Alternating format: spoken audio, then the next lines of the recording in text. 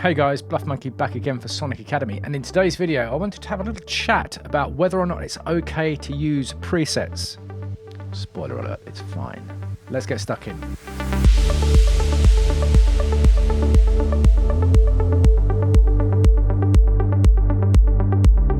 Okay, first of all, I just wanted to have a quick chat about the history of preset use. I've been through this before in another video. I think my synthwave videos, I mentioned presets before. But ultimately, synthesizers, we'll start off with synthesizer presets. Synths were invented, well, they're invented years and years ago, but the first recognizable synth that you'd probably know is the Minimoog back in the very early 70s. Now, obviously, as you can see from the image, this was a very hands-on analog synth, which didn't really require or could even store presets. So, really, if you're into early forms of synthesis, you had to know what you were doing with this thing. But then later on, really it started in the early 80s, early to mid 80s, you had the digital synths like the DX7, the Yamaha DX7, Roland D50, Korg M1, that kind of thing.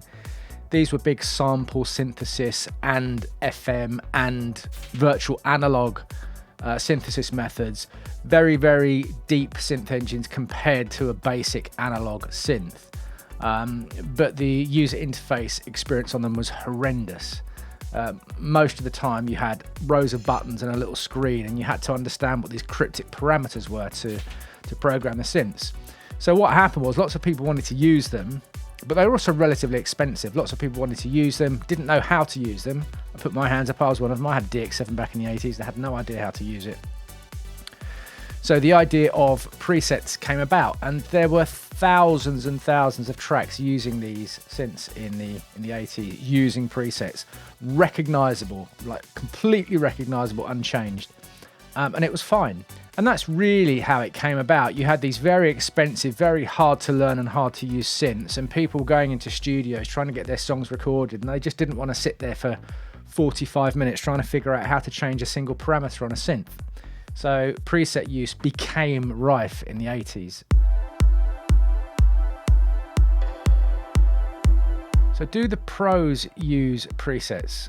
Well, of course they do. Like relentlessly, the pros relentlessly use presets. Now I'm just going to give you a couple of examples that I can think of. I mean, there's literally thousands, probably tens of thousands of examples of preset use throughout the decades. But let's just go through a few of really, really prominent ones. Right, this is Vintage Funk Kit 03 from the Apple Loops library in Logic. And this is Rihanna's Umbrella. Oh, and by the way, somewhere,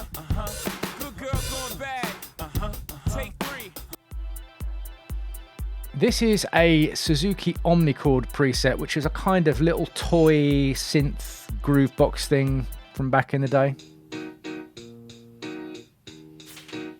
And this is Gorillaz, Clint Eastwood. Okay, one more that you'll definitely know. This is the JV1080, or it could be the JD990 pizzicato plug, one of the Roland synth and sampling synths.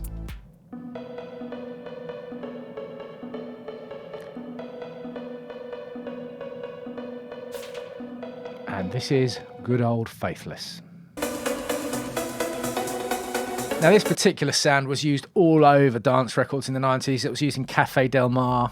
It was used by Encore and what was it, Sash, and at least 4 or 5 others that I can remember immediately.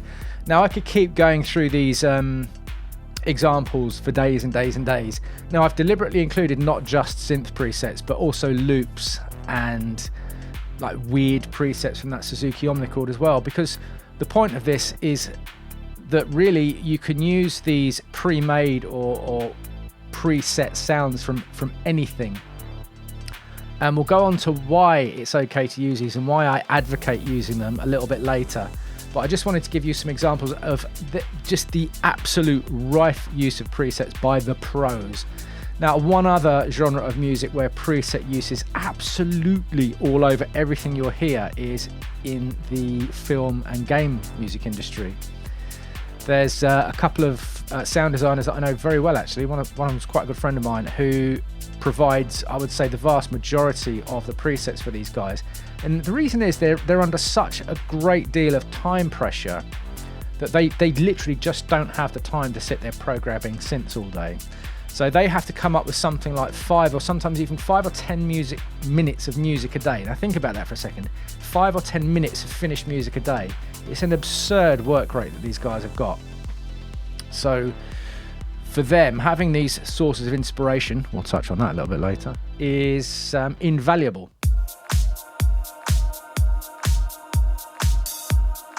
Okay, so in terms of originality, I think the idea that if you make your own sounds, they're going to be original, I think that's a little bit of a myth up to a point.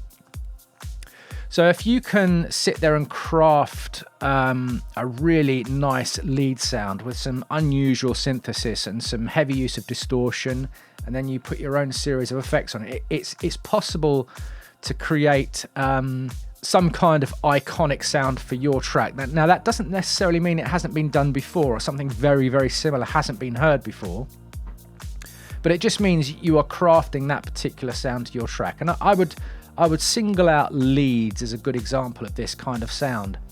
But generally speaking, if you're talking about a track that's got 40, 50, 60, 70, 80 channels, most of them are going to be relatively incidental in terms of people hearing the sound design. When you're talking about basses and plucks and little bits of pad here and there, the idea that you're going to create something unique every time is an absolute myth. And for me, again, this comes back to workflow. Yes, I am a professional sound designer. This is people paying me to design sounds. But as somebody who makes music as well, when I make music, I almost never design my own sounds. Very rarely. Maybe one sound out of 30 or one sound out of 40, I might sit down and think, oh, I know exactly what I want here, and go and design it. Often for me, designing a little trance bass sound is faster than actually preset flicking. But generally speaking, and I'll touch on this in a second why, preset flicking is such a massive source of inspiration for me. Okay, so I've kind of hinted at this already, but for me, the biggest bonus of using presets is just the sheer volume of new ideas I get when I do it. And it's about inspiration. So I don't know about you, but when I'm making a track, if I'm not doing something kind of tutorially, if I'm sitting down and trying to be creative with music, I often have an idea in my head and I have the idea laid down, and then you get this period after you've got the basic idea where you're not sure where to go. You might do a little bit of layout, you might put some new fresh ideas in, but often I will have this melodic echo in my head, right? I want this kind of sound, and I'll put the MIDI in, or I'll play the MIDI in, and then I'll go into my preset flicking mode. And what happens is you get these ideas pop up. They're almost like branches in a tree, and I have them occur naturally. But fairly often, if I'm flicking through presets, and it can be from a number of different synths. Now, synths like Anna 2 are very good because they have the sample oscillators as well, and lots of modulation. And I would also include synths like Massive and Pigments, that kind of thing. Anything, or Omnisphere, anything with a much broader synthesis method. Quite often I'll go through these synth presets, they're not purely virtual analog, which will tend to be fairly similar sounding. So I'll be flicking through some presets, and all of a sudden something will jump out at me, and this one branch, I'm careful which fingers I use, this one branch of ideas I had goes, and all of a sudden I hear 5 or 6 other things. And this for me is the magic bullet for using presets, even as a professional sound designer. It's this idea that I get free inspiration. I've got this free muse sitting on my shoulder saying to me, what about this? What about that?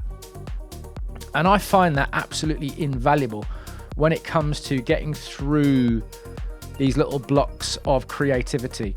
Now, quite often, if I think I know where I'm going, I'll have this set of ideas in the door, and I'll kind of be stuck with it. I'm not sure, oh, is this working? Is this not working?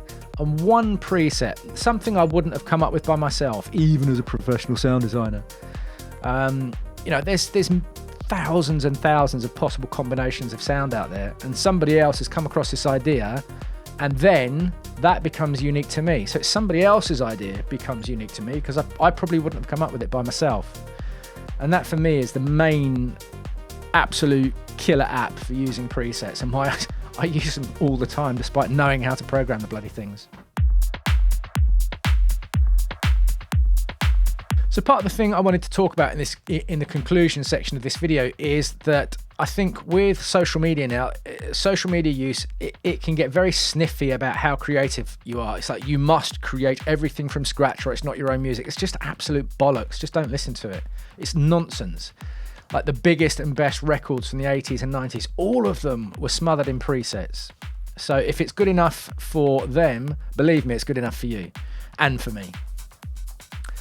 But I think preset use is slightly different now just because of the absolute volume of content out there. So again, going back to the 80s, there were 5 or 6 synths introduced with maybe a couple of hundred sounds each. So things were far more recognizable. So you had these things like DX7, the D50, even the big mega synths like the Synclavia and the Fairlights. You're still only talking about a handful of products, each with a handful of presets on board. So for the period of 10 years, if people were reusing these presets, they were recognizable because there was only, let's say, a couple of thousand sounds at your arsenal. Even if you owned everything, you still only had a couple of thousand sounds. But these days, like you have a few plugins in a door, you've probably got 50, 60, 70,000 sounds at your disposal anyway, plus as many as you want to grab in or buy or purchase from elsewhere. So you'd end up with these tens of thousands of presets that, and it's likely that somebody else has got tens of thousands of completely different presets. So in terms of sounds being recognized, that's much less of an issue these days anyway. Like the amount of content out there is endless.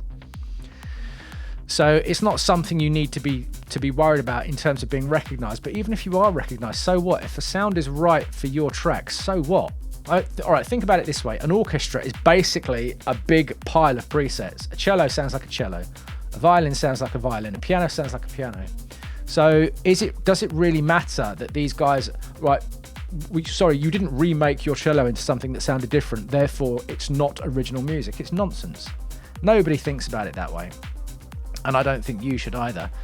So, I mean, really, for me, again, preset use it for whatever you want. For me, it's about finding new inspiration and new ideas for the music that I might be stuck on. But this idea that if you don't make presets, it's not your own music, absolute nonsense. Short video from me, rant over. See you again soon, guys. Cheers.